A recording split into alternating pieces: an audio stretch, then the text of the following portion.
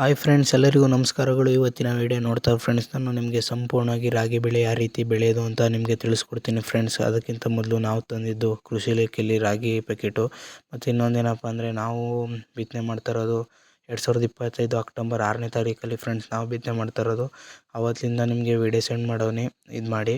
ಅದಕ್ಕಿಂತ ಮೊದಲು ಇನ್ನೊಂದೇನಪ್ಪ ಅಂದರೆ, ನೀವು ರಾಗಿ ಯಾವ್ದಾದ್ರು ಬಿತ್ತೂರು ಆಯ್ತದೆ, ಆದರೆ ಚೆನ್ನಾಗಿರೋ ರಾಗಿ ಬಿತ್ತಿ. ಕೃಷಿ ಇಲಾಖೆಯಲ್ಲೇ ತರಬೇಕು ಅಂತ ಏನಿಲ್ಲ.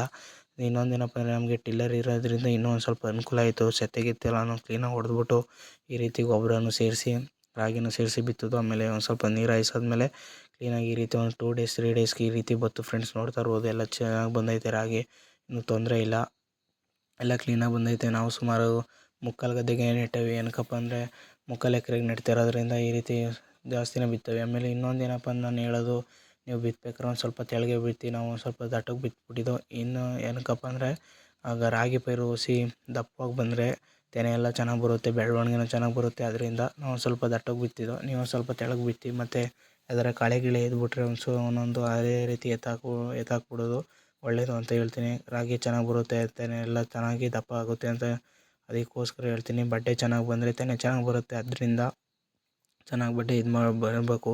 ಮತ್ತು ಒಂದು ಸ್ವಲ್ಪ ದಿವಸ ನೋಡ್ತಾ ಇರ್ಬೋದು, ಈ ರೀತಿ ಎಲ್ಲ ಕ್ಲೀನಾಗಿ ಬರುತ್ತೆ. ಇನ್ನೊಂದೇನಪ್ಪ ಅಂದರೆ, ಒಳ್ಳೆ ಕ್ಲೀನಾಗಿ ನೀರು ಕೊಡಬೇಕು, ಇಲ್ಲಾಂದರೆ ಬಿಸಿಲಿಗೆ ಒಣಗೋಗೋ ಚಾನ್ಸಸ್ ಇರುತ್ತೆ. ನೋಡ್ತಾ ಇರ್ಬೋದು ಯಾವ ರೀತಿ ಎಲ್ಲ ಚೆನ್ನಾಗಿ ಬಂದೈತೆ, ಏನೂ ಪ್ರಾಬ್ಲಮ್ ಇಲ್ಲ. ಆಮೇಲೆ ಒಂದು ಸ್ವಲ್ಪ ದಿವಸ ಆದಮೇಲೆ ನೋಡ್ತಾ ಇರ್ಬೋದು, ಈ ರೀತಿ ನಾವು ಕೀಳಂಗೆ ಬಂದೈತೆ ಅಂದಾಗ ಕಿತ್ತಿ ಒಂದು ಕಡೆ ಮಡಿಕೋಬೇಕು. ಮಡಿಕೊಂಡ್ಮೇಲೆ ನಾವು ಎಲ್ಲಿ ಸಾಲಿಗೆ ಹೊಡಿಸ್ತೀವಿ ಅಲ್ಲಿಗೆ ಹೊತ್ಕೊಂಡು ಮಡಿಕೊಂಡಾಗ ನೆಡೋಕೆ ಅನುಕೂಲ ಆಯ್ತದೆ. ನೋಡ್ತಾ ಇರ್ಬೋದು ಈ ರೀತಿ ಕಿತ್ತಿ ಮಡಿಕೋಬೇಕು. ನೋಡ್ತಾ ಇರ್ಬೋದು, ಮತ್ತು ರಾಗಿ ಬೆಳೆ ನೆಡ್ಬೇಕಾದ್ರೆ ಈ ರೀತಿ ಕ್ಲೀನಾಗಿ ಸಾಲು ಹೊಡೆದ್ಮೇಲೆ ನೋಡ್ತಾ ಇರ್ಬೋದು, ಈ ರೀತಿ ಸಾಲು ಹೊಡಿಬೇಕು ಫ್ರೆಂಡ್ಸ್. ಸಾಲು ಹೊಡೆದಾಗ ನಮ್ಗೆ ಅನುಕೂಲವಾಗಿ ನೆಡ್ಬೋದು ಅಂತ, ಸಾಲುವಾಗಿ ನೆಡ್ಬೋದು. ಮತ್ತು ಏನಕ್ಕಪ್ಪ ಅಂದರೆ, ಸಾಲು ಹೊಡೆದು ಯಾಕೆ ನೆಡಬೇಕು ಅಂದರೆ, ಈಗ ನಾವು ಸೈಕಲ್ ಕುಂಟೆ ಹೊಡೆಯೋದಾಗಿರ್ಬೋದು, ಇಲ್ಲ ದನ ಕರಿನ ಉಳ್ಬೇಕಾಗಿರ್ಬೋದು, ಹಾಗೆಲ್ಲ ನಮ್ಗೆ ಅನುಕೂಲ ಆಯ್ತದೆ. ನಿಮ್ಗೆ ತೋರಿಸ್ತೀನಿ ಯಾವ ರೀತಿ ಅಂತ. ನೋಡ್ತಾ ಇರ್ಬೋದು, ಈ ರೀತಿ ನಾವು ಸಾಲನ್ನು ಕ್ಲೀನಾಗಿ ಹೊಡೆದು. ಮತ್ತು ಇನ್ನೊಂದೇನಪ್ಪ ಅಂದರೆ, ಈ ರೀತಿ ಪಟ ಹೊಡಿಸಿ. ಏನಕ್ಕಪ್ಪ ಅಂದರೆ, ನಾವು ಕೊರೆ ಟೈಮಲ್ಲಿ ನೆಡ್ತಾ ಇರೋದ್ರಿಂದ ನೀರು ಹಾಯಿಸ್ಲೇಬೇಕು. ನೀರು ಹಾಯಿಸ್ಬೇಕು ಅಂದಾಗ ನಮಗೆ ಪಟ ಚೆನ್ನಾಗಿ ನೀರು ಹಾಯಿಸೋಂಗೆ ಮಾಡ್ಕೋಬೇಕಲ್ವ. ನೋಡ್ತಾರೆ, ಇದು ಫುಲ್ ಮಟ್ಟೆ ಇಲ್ಲ ಭೂಮಿ, ಅದರಿಂದ ನಾವು ಜಾಸ್ತಿನೇ ಪಟ ಎಲ್ಲ ಹೊಡೆದಿದ್ದು. ನೋಡ್ತಾ ಇರ್ಬೋದು ಯಾವ ರೀತಿ ಐತೆ ಅಂತ.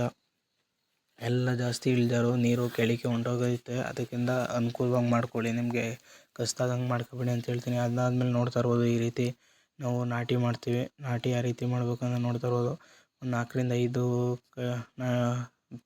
ರಾಗಿ ಪೈರನ್ನು ಹಾಕಿ ಫ್ರೆಂಡ್ಸ್. ಏನಕ್ಕಪ್ಪ ಅಂದರೆ, ಜಾಸ್ತಿ ಹಾಕಿದ್ರೆ ಬಡ್ಡೆ ಚೆನ್ನಾಗಿ ಬರೋಲ್ಲ, ತೆನೆನೂ ಚೆನ್ನಾಗಿ ಬರೋಲ್ಲ, ಆಮೇಲೆ ಎಲ್ಲ ಕ್ಲೀನಾಗಿ ಬೆಳವಣಿಗೆ ಬರೋಲ್ಲ ಅಂತ ಹೇಳ್ತೀನಿ. ನೋಡ್ತಾ ಇರ್ಬೋದು, ಎಲ್ಲ ಮುಗೀತು, ಇನ್ನೆಲ್ಲ ಇನ್ನೊಂದು ಸ್ವಲ್ಪ ಐತೆ. ಮುಗಿಸಿದ್ಮೇಲೆ ಹೆಂಗೋ ಆರಾಮಾಗಿರ್ಬೋದು. ನೋಡ್ತಾ ಇರ್ಬೋದು ಯಾವ ರೀತಿ ನಾಟಿ ಮಾಡೋದು ಅಂತ.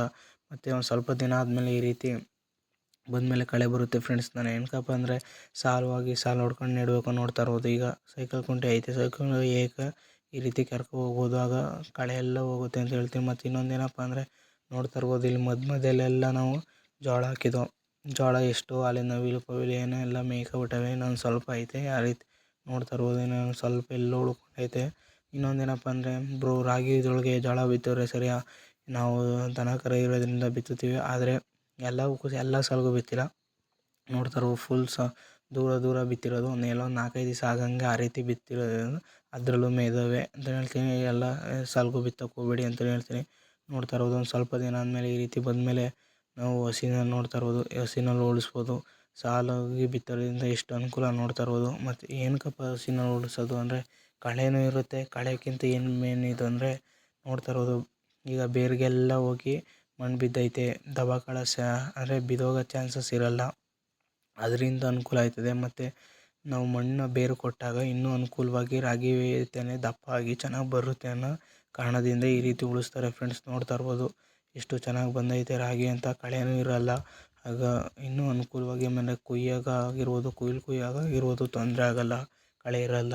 ಮತ್ತು ಬೆಳವಣಿಗೆನೂ ಚೆನ್ನಾಗಿ ಬಂದಿರುತ್ತೆ. ತೆನೆ ಎಷ್ಟು ಬೆನಿಫಿಟ್ ಐತೆ, ಅದಕ್ಕಿಂತ ಒಂದು 2 ಟೈಮ್ಸು ಉಳಿಸಿ ಅಂತಲೇ ಹೇಳ್ತೀನಿ ಫ್ರೆಂಡ್ಸ್. ನೋಡ್ತಾ ಇರೋ ಜೋಳ ಈ ರೀತಿ ಬಂದೈತೆ, ಏನು ಪ್ರಾಬ್ಲಮ್ ಆಗಲ್ಲ, ಒಂದು 4-5 ದಿವಸ ಆಗುತ್ತೆ, ಏನು ತೊಂದರೆ ಆಗೋಲ್ಲ ಅಂತ ಹೇಳ್ತೀನಿ. ಮತ್ತು ಇನ್ನೊಂದು ಏನಪ್ಪ ಅಂದರೆ ಫ್ರೆಂಡ್ಸ್, ನಿಮಗೆ ಈ ರೀತಿ ಉಳಿಸ್ದಾಗ ನಿಮಗೆ ಫುಲ್ ಅನುಕೂಲ ಅಂತಲೂ ಹೇಳ್ತೀನಿ. ಅದರಿಂದ ಎಲ್ಲರಿಗೂ ಉಳಿಸಿ ಕ್ಲೀನಾಗಿ ನೀರು ಗೀರೆಲ್ಲ ಹಾಯಿಸ್ಕೊಂಡು ವಾರಕ್ಕೆ ಬಂದಮೇಲೆ ನಮಗೆ ಕೊರೆ ಟೈಮಲ್ಲಿ ಈ ರೀತಿ ರಿಸಲ್ಟ್ ಐತೆ ನೋಡಿ ಫ್ರೆಂಡ್ಸ್. ಏನಪ್ಪ ಅಂದರೆ, ಜಾಸ್ತಿ ರಾಗಿ ಬೆಳವಣಿಗೆ ಬರೋಲ್ಲ, ತೆನೆ ಎಲ್ಲ ಚೆನ್ನಾಗಿ ಬಂದೈತೆ, ಏನೂ ಪ್ರಾಬ್ಲಮ್ ಇಲ್ಲ, ಒಳ್ಳೆ ಅನುಕೂಲವಾಗಿ ಐತೆ. ನಮಗೆ ಮನೆಗೆ ಏನು ತೊಂದರೆ ಆಗೋಲ್ಲ ಅಂತ ಹೇಳ್ತೀನಿ. ಮತ್ತು ಇನ್ನೊಂದೇನಪ್ಪ ಅಂದರೆ ನಾವು ತಗೊಂಡು ತಿನ್ನೋಕ್ಕಿಂತ ಈ ರೀತಿ ಬೆಳ್ಕೊಂಡು ತಿಂದರೆ ಇನ್ನೂ ಅನುಕೂಲ ಅಂತಲೇ ಹೇಳ್ತೀನಿ. ನೋಡ್ತಾ ಇರ್ಬೋದು ಯಾವ ರೀತಿ ಐತೆ ಅಂತ. ಮತ್ತು ರಾಗಿ ಕುಯ್ಯೋ ಟೈಮ್ ಬಂದೈತೆ. ಆದರೆ ನೋಡ್ತಾ ಇರ್ಬೋದು ಇಲ್ಲಿ ಒಂದೊಂದು ತೆನೆ ಐತೆ. ಅಂದರೆ ನೋಡ್ತಾ ಇರ್ಬೋದು ಈ ಹಸಿಗೆ ಐತಲ್ಲ, ಈ ತೆನೆಗಳೆಲ್ಲ ಒಂದು ಸ್ವಲ್ಪ ಇದಾದಮೇಲೆ ಕುಯ್ತೀವಿ. ಇನ್ನೊಂದು ವಾರ 2 ವಾರದಲ್ಲಿ ರಾಗಿ ಕುಯ್ಯೋದೇ ಫ್ರೆಂಡ್ಸ್. ನೋಡ್ತಾ ಇರ್ಬೋದು ಈಗ ಯಾವ ರೀತಿ ರಿಸಲ್ಟ್ ಐತೆ ಅಂತ. ನಾವು ಕಷ್ಟಪಟ್ಟು ದುಡಿದಿದ್ದಕ್ಕೂ ಒಳ್ಳೆ ರಿಸಲ್ಟೇ ಬಂದೈತೆ. ರಾಗಿ ಏನು ತೊಂದರೆ ಇಲ್ಲ. ಕೊರೆ ಟೈಮಲ್ಲಿ ಇಷ್ಟು ಬಂದೈತೆ ಅಂದರೆ ಅದು ನಮ್ಮ ಅನುಕೂಲನೇ. ನೋಡ್ತಾ ಇರ್ಬೋದು ಯಾವ ರೀತಿ ಬಂದೈತೆ ಅಂತ. ಇನ್ನೊಂದೇನಪ್ಪ ಅಂದರೆ ನೀವು ರಾಗಿ ಬೆಳಿಬೇಕಾದ್ರೆ ಅಷ್ಟೇ ಫ್ರೆಂಡ್ಸ್, ಕ್ಲೀನಾಗಿ ಒಂದು ಸ್ವಲ್ಪ ಚೆನ್ನಾಗಿ ಬೆಳೆದೆ ಅಂದಾಗ. ಆಮೇಲೆ ಇನ್ನೊಂದೇನಪ್ಪ ಅಂದರೆ ಬೇಸಿಗೆ ಟೈಮಲ್ಲಿ ಇಲ್ಲಿ ನೀರಿರಬೇಕು ಬೆಳಿಬೇಕು ಅಂದರೆ, ಇಲ್ಲ ಒಣಗೋಗುತ್ತೆ. ನೋಡ್ತಾ ಇರ್ಬೋದು ಈ ರೀತಿ ಅನುಕೂಲವಾಗಿ ಬೆಳ್ಕೊಳ್ಳಿ ಫ್ರೆಂಡ್ಸ್. ಈ ವಿಡಿಯೋ ಇಷ್ಟ ಆದರೆ ಲೈಕ್ ಮಾಡಿ, ಶೇರ್ ಮಾಡಿ, ಕಮೆಂಟ್ ಮಾಡಿ ಮತ್ತು ಸಬ್ಸ್ಕ್ರೈಬ್ ಆಗುತ್ತಾ ಮರಿಬೇಡಿ ಅಂತ ಮುಕ್ತಾಯಗೊಳಿಸುತ್ತಿದ್ದೀನಿ. ಎಲ್ಲರಿಗೂ ಧನ್ಯವಾದಗಳು ಫ್ರೆಂಡ್ಸ್.